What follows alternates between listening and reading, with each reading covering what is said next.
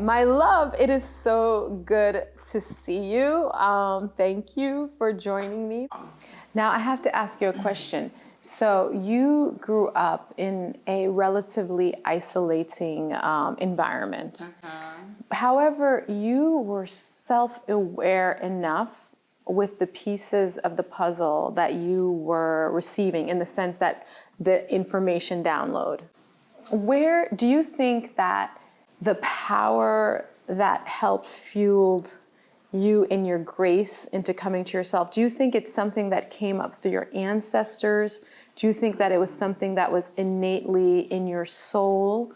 I kind of had this feeling that, okay, well, if I'm not finding what I need here, exactly like you were saying, I've got to figure out how to get to where I need to be to have the community that I needed. I, for some reason, knew I needed community. Okay. And I just needed to hold on a little bit longer until I was in a space to get to where that community was. And do you make the connection to the fact that, you know, part of your work is being a thought leader, and part of your work is to offer, I guess, theory and, theory and, I mean, kind of further the information and the education that to create the education that we need to have as a community and society at large, you know, fully learns more about the world and about gender and about, everything that we need to do, because obviously, like I said before, it's like a re-education. And do you think like you've brought this innate gift, because this is something that not everyone has, you know, you're still a teenager at 19, you're approaching the legal age of adulthood, but you're still very young, you know? Yeah, but I think that is a part of being on the margins. I mean, unfortunately, we're often kind of pushed to mature sooner, to figure out survival sooner. You know, if you're of color, you know, one of the biggest conversations we've had in the last few years, particularly around like the police brutality discussion, you know, for young Black folks in general, you know, there's a conversation that you have to have around what safety means, you know, and what violence can mean in the face of law enforcement that maybe you're not having with your white counterparts. Yes. And I think a similar thing can be said of being queer or trans. You know, there are often multiple threats that you have to consider. Yes. And sometimes those threats come from the people closest to you. Yes. You know, sometimes those threats are in the home, in community, unfortunately. And I don't think that is innate. I don't think that threat of violence or isolation is innate. I think that is something that is very much fueled by a white, colonial, capitalist, cis, hetero, patriarchal kind of framework that has kind of been placed on all of us, right? Yes. I think what is actually organic is us breaking bread together, being empathetic, understanding that we all kind of have a different thread in this larger tapestry of experiences. I know, and today, I mean, the situation is appalling here in the United States, as, you know, violent and aggressive legislation is being passed against transgender youth and their families, as sex-affirming education is being suppressed, you know? And it's interesting because while this is taking place, more information is available. However, key pieces of the conversation are being left out in terms of, homophobia, transphobia, and just, is it cis hetero? You say this better than I could say it. Cis hetero normativity, right? Yeah. Can you just like talk to us about how you approach this fact that so much is happening, but so much important information is being left out of the conversation.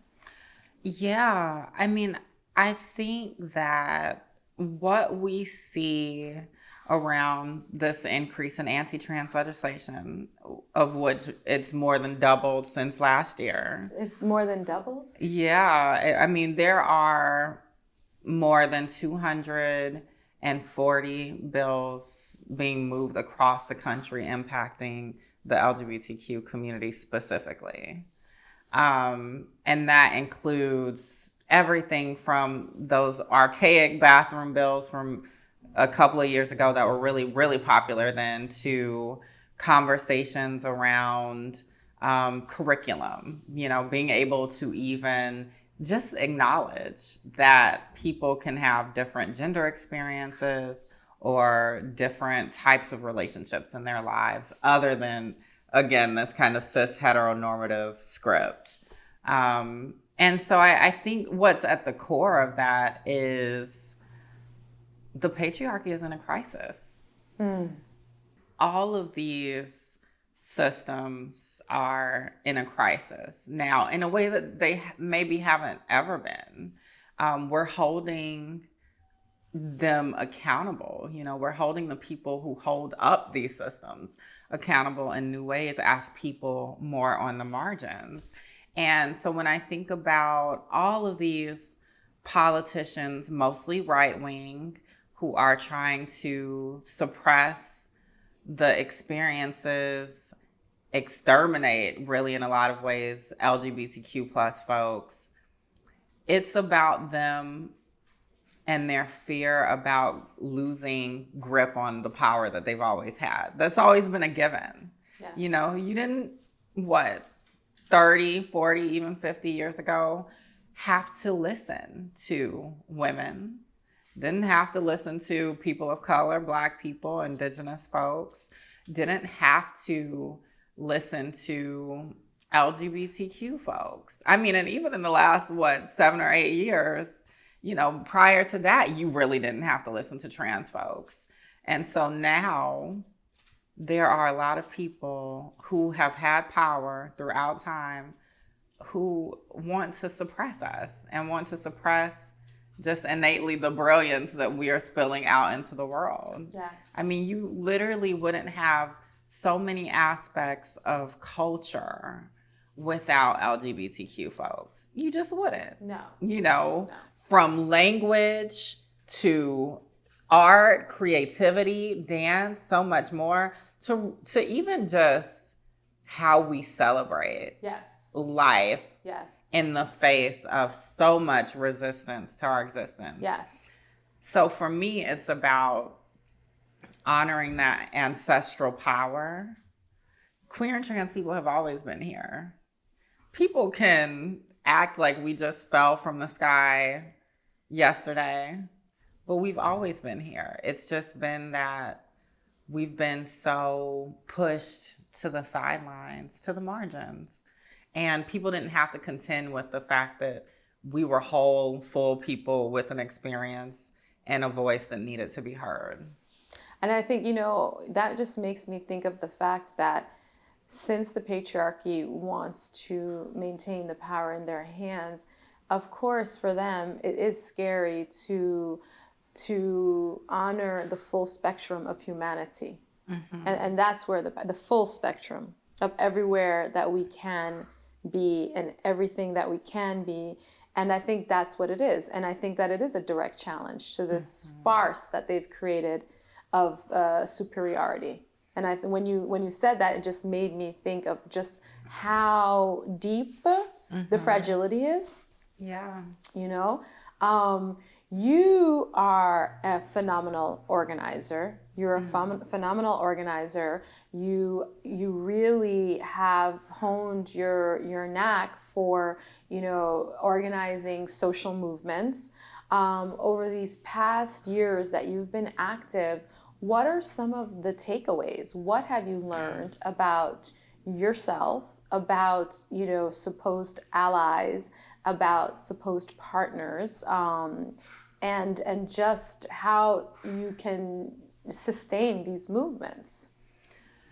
Yeah. I mean, I think that many of us have these activation moments, um, whether it's the untimely and tragic death of someone who looks or lives or loves like you.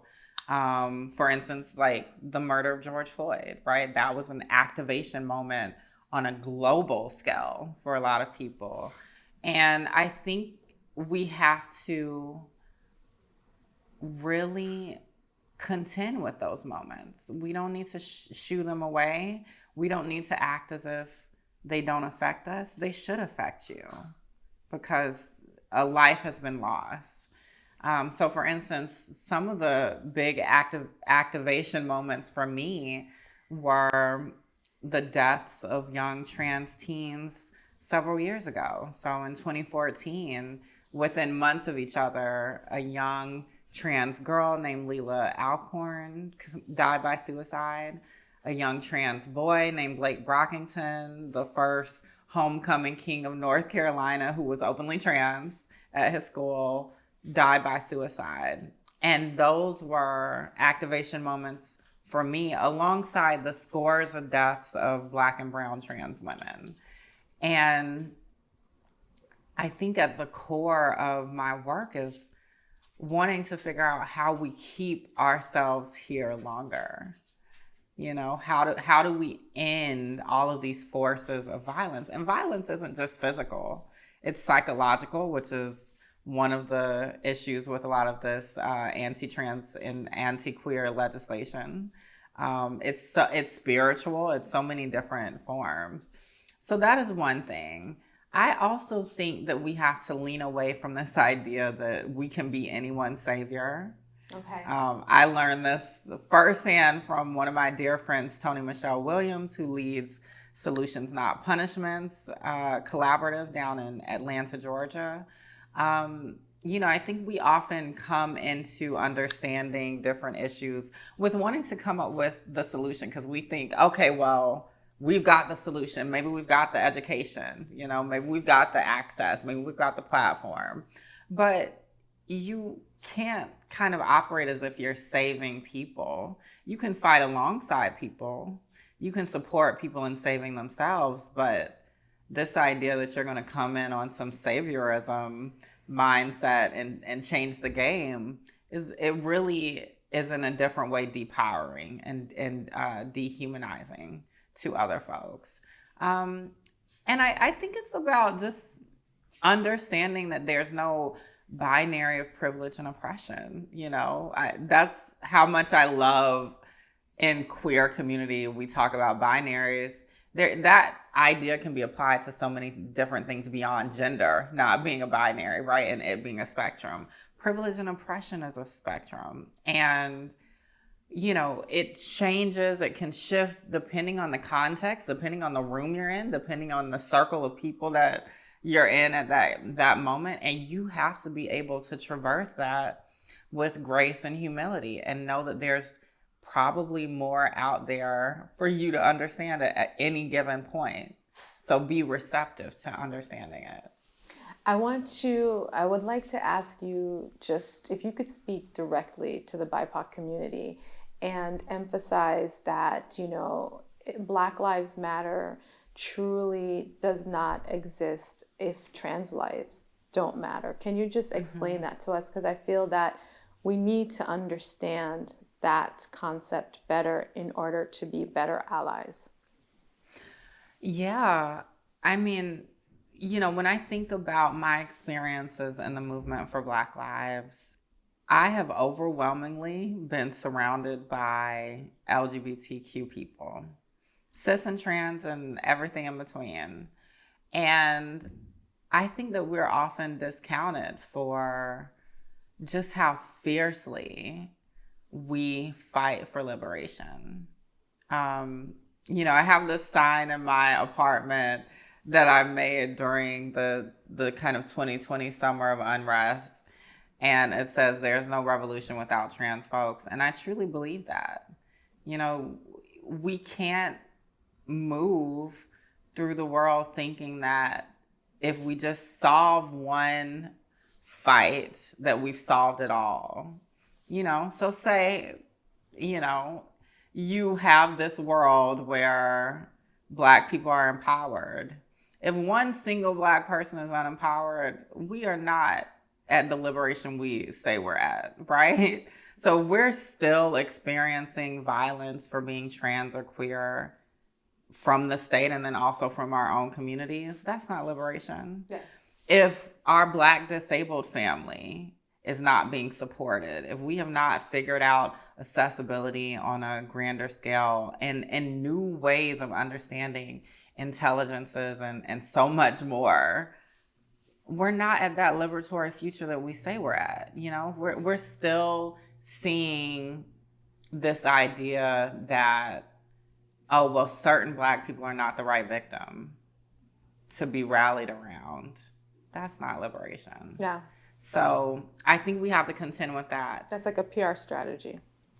It would be like a PR strategy. This person is more like, forward facing, so we'll put them as the poster person of the fight. And that's what it gives me then. Well, it almost is, right? Because it's a bias. Mm-hmm. I think in our community, it's no mistake that the rallying cries have often been for Black cis men, able-bodied cis men. As the patriarchy, straight cis men, their lives are more valuable than ours, than women and LGBTQ folks and so much more.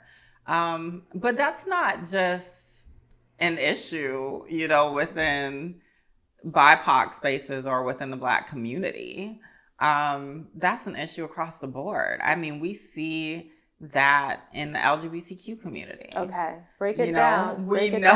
We know that white supremacy lives and thrives in the LGBTQ community too.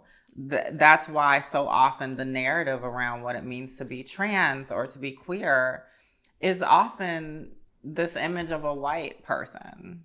When we think about, all of the images throughout time, or at least throughout the last few decades, it very rarely have they considered that Black and brown, queer, and trans people have been the most disenfranchised and discarded and facing barriers in housing, healthcare, education, employment, and so much more. We don't talk about that. We don't talk about the epidemic of violence of Black and brown trans women with the fervor and the furor that we should.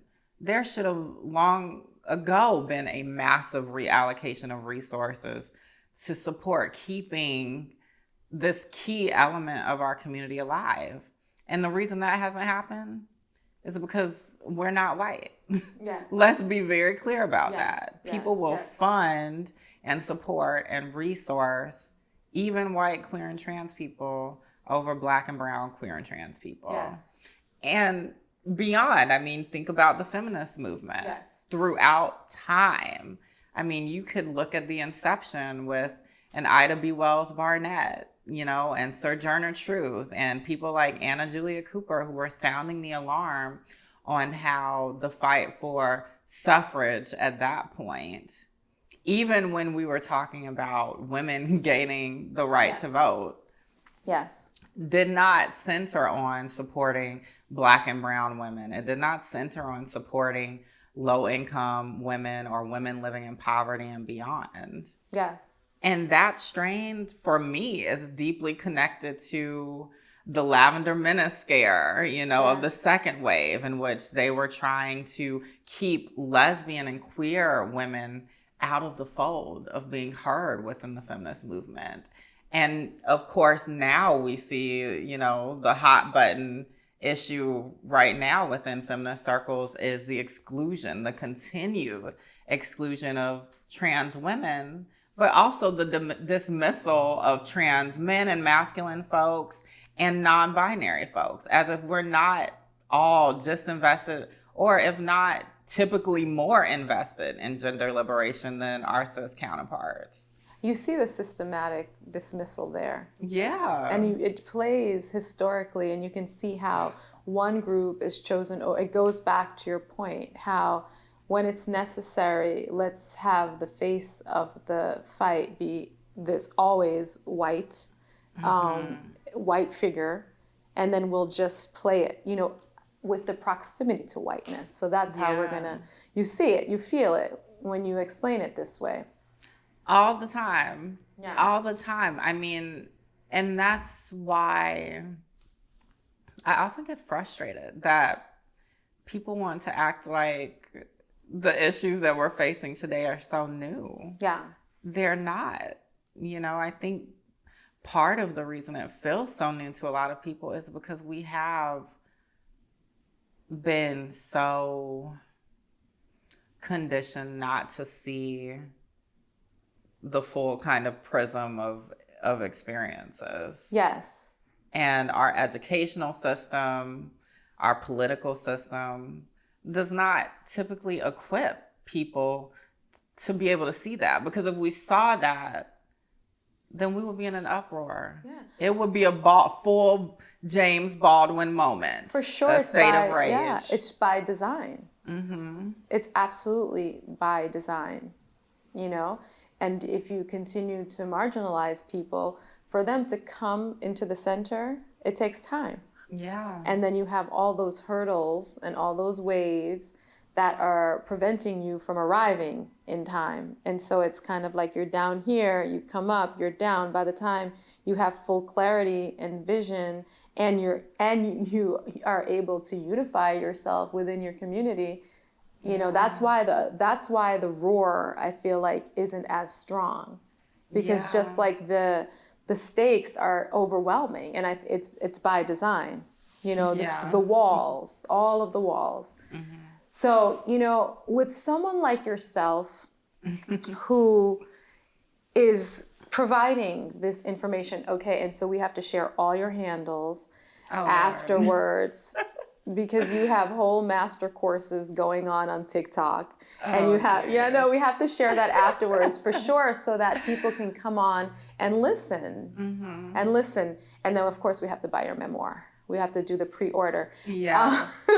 So someone like yourself who is providing so much information, who regularly shows up for the community, how are you protecting your space?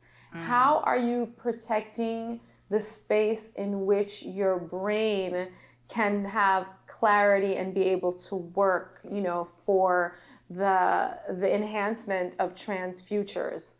How do you carve out that space? Yeah, that's a big question. I think I've been privileged at this point in my work and career to be able to design my life with more freedom and with more power. So that means I can build in the rest. I can make that a prerequisite of doing work with, this organization or this company or on this project, which is so empowering. But, I think it's also about giving myself space to retreat and recharge. Most of my career, I think, like a lot of other folks, particularly women, folks of color, and LGBTQ folks, you're kind of on. Like, you have to keep going, and it's a constant grind. And that spills over into thought leadership work and, being someone who uses, the internet and social media as a tool for my work. You kind of get caught up in the endless discourse, media cycle, loop, and so on and so forth. And so at this point, I don't adhere to that. I'm not always on. I think people often think that I'm always on. I'm always online. I'm not. I preserve my energy for when I feel like it really can make the most impact. And then I honor that I need to rest and recharge just as much as I need to do work. And I need to have moments of joy. I need to be able to have brunch and lunch with friends, and we're probably still talking about really heavy things, right? Yeah. But it's joyful. Yes. So that is it. And then also just honoring my relationships, like you said, with like my family, you know, my bio family, my chosen family, reading, researching, finding my ancestral family, constantly on that search. That's how I sustain myself.